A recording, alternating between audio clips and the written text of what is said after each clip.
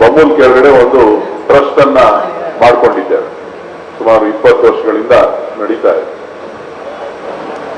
So ಯಾರ್ಯಾರಿಗೆ ಕೆಲವು ಯೋಜನೆಗಳನ್ನ ರೂಪಿಸಿ ರೈತರಿಗೆ, ರೈತರ ಮಕ್ಕಳಿಗೆ ಆರೋಗ್ಯಕ್ಕೆ ತೊಂದರೆ ಆದಂತ ಯಾರು ಉತ್ಪಾದಕರಿದ್ದಾರೆ ಅವರಿಗೆ ಒಂದಷ್ಟು ಪರಿಹಾರವನ್ನ ಕೊಡ್ತಕ್ಕಂಥದ್ದು, ಯಾರು ಟ್ರೀಟ್ಮೆಂಟ್ಗೆ ಬೇಕು ಅವಶ್ಯಕತೆ ಇದೆ ಅವರಿಗೆ 25,000 ರೂಪಾಯಿವರೆಗೂ ಟ್ರೀಟ್ಮೆಂಟ್ಗೆ ಅವಕಾಶವನ್ನ ಕೊಟ್ಟಿದ್ದೇವೆ. ಬಿಲ್ಸ್ ಅನ್ನ ನಾವು ವಾಪಸ್ ಕೊಡ್ತೇವೆ ಅವರಿಗೆ. ಯಾರಾದ್ರೂ 69 ವರ್ಷದ ಒಳಗಡೆ ನಮ್ಮ ಹಾಲು ಉತ್ಪಾದಕರು ತೀರೋದ್ರೆ ಅವರಿಗೆ 1 ಲಕ್ಷ ರೂಪಾಯಿ ಹಣವನ್ನ ನಾವು ಕೊಡ್ತಾ ಇದ್ದೇವೆ. 69 ವರ್ಷ ಮೇಲ್ಪಟ್ಟು ಯಾರು ತೀರೋಗಿತ್ತು ಅಂತ ಅಂದ್ರೆ ಅವರಿಗೆ 30,000 ರೂಪಾಯಿ ಹಣವನ್ನ ಕೊಡ್ತೇವೆ. ಸೊ ಹೀಗೆ ಒಂದಷ್ಟು ಯೋಜನೆಗಳನ್ನ ರೂಪಿಸಿ ಹಾಲು ಉತ್ಪಾದಕರ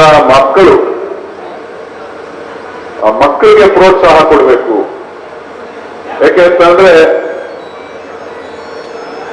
ಭವಿಷ್ಯದ ಪ್ರಜೆಗಳು, ಭವಿಷ್ಯದಲ್ಲಿ ಅವರಿಗೆ ನಮ್ಮ ಪ್ರೋತ್ಸಾಹ ಇರಬೇಕು. ಯುವಕರನ್ನ, ವಿದ್ಯಾರ್ಥಿಗಳಿಗೆ ಪ್ರೋತ್ಸಾಹ ಮಾಡಿ ಅವ್ರಿಗೆ ಏನಾದ್ರೂ ಮಾಡಿ ಶಕ್ತಿ ತುಂಬಬೇಕು ಅಂತಕ್ಕಂಥ ಒಂದು ನಿಟ್ಟಿನಲ್ಲಿ ಯಾವ ಮಕ್ಕಳು ಚೆನ್ನಾಗಿ ಓದಿ ಅತಿ ಹೆಚ್ಚು ಅಂಕಗಳನ್ನ ಗಳಿಸಿದ್ದಾರೆ ಅವರನ್ನ ಗುರುತಿಸಿ ಅವರಿಗೆ ಪ್ರತಿಭಾ ಪುರಸ್ಕಾರವನ್ನ ಮಾಡಬೇಕು ಅಂತ ಹೇಳಿ, ಯಾರು SSLC ನಲ್ಲಿ ಅತಿ ಹೆಚ್ಚು ಅಂಕಗಳನ್ನ ಗಳಿಸಿದ್ದಾರೆ ನಮ್ಮ ಉತ್ಪಾದಕರ ಮಕ್ಕಳು ಅವರಿಗೆ, ಯಾರು PUC ನಲ್ಲಿ ಅತಿ ಹೆಚ್ಚು ಅಂಕಗಳನ್ನ ಗಳಿಸಿದ್ದಾರೆ ಅವ್ರಿಗೆ, ಯಾರು ITI ಯಲ್ಲಿ ಅತಿ ಹೆಚ್ಚು ಅಂಕಗಳನ್ನ ಗಳಿಸಿದ್ದಾರೆ ಅವ್ರಿಗೆ, ಯಾರು BA, BCom, BSc ನಲ್ಲಿ ಓದ್ತಾ ಇದ್ದಾರೆ ಅವ್ರಿಗೆ, ಯಾರು ಮಾಸ್ಟರ್ ಡಿಗ್ರಿ ಮಾಡ್ತಾ ಇದ್ದಾರೆ ಅವ್ರಿಗೆ, ಯಾವ ವಿದ್ಯಾರ್ಥಿಗಳು ಇಂಜಿನಿಯರಿಂಗ್ ಸೇರಿದ್ದಾರೆ ಅವ್ರಿಗೆ, ಯಾರು MBBS ಓದಲಿಕ್ಕೆ ಸೇರಿದ್ದಾರೆ ಅವ್ರಿಗೆ, ಯಾರು KAS ನಲ್ಲಿ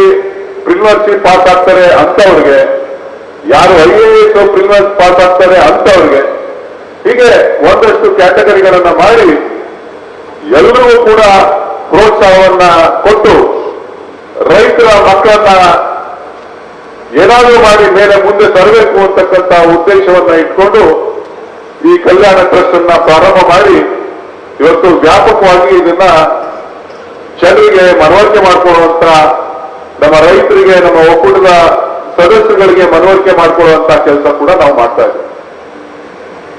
ಇವತ್ತು ನಮ್ಮ ಒಕ್ಕೂಟ ಹೊಸ ಆಡಳಿತ ಮಂಡಳಿ ಬಂದ ಮೇಲೆ ತಮ್ಮೆಲ್ಲರ ಆಶೀರ್ವಾದದಿಂದ, ಈ ತಾಲೂಕಿನ ಎಲ್ಲರ ಆಶೀರ್ವಾದದಿಂದ ಲಿಂಗೇಶ್ ಕುಮಾರ್ ಅವರು ಇಲ್ಲಿ ನಿರ್ದೇಶಕರಾದ ಮೇಲೆ ನಮ್ಮ ಆಡಳಿತ ಮಂಡಳಿಯಲ್ಲಿ ನಾವು ತೀರ್ಮಾನ ಮಾಡಿದ್ದೇವೆ, ಯಾರು ಹಾಲು ಉತ್ಪಾದಕರ ಮಕ್ಕಳಿದ್ದಾರೆ ಅವರಿಗೆ ಮುಂದಿನ ದಿನಗಳಲ್ಲಿ ಬೆಂಬೂಲ್ನಲ್ಲಿ ಉದ್ಯೋಗವನ್ನ ತರುವಂತಹ ಸಂದರ್ಭದಲ್ಲಿ ಅವರಿಗೆ 25% ಅನ್ನ ನಿಮಗೆ ರಿಸರ್ವೇಶನ್ ಮಾಡುವಂತ ಕೆಲಸ ಇವತ್ತು ನಾವು ಮಾಡಿದ್ವಿ.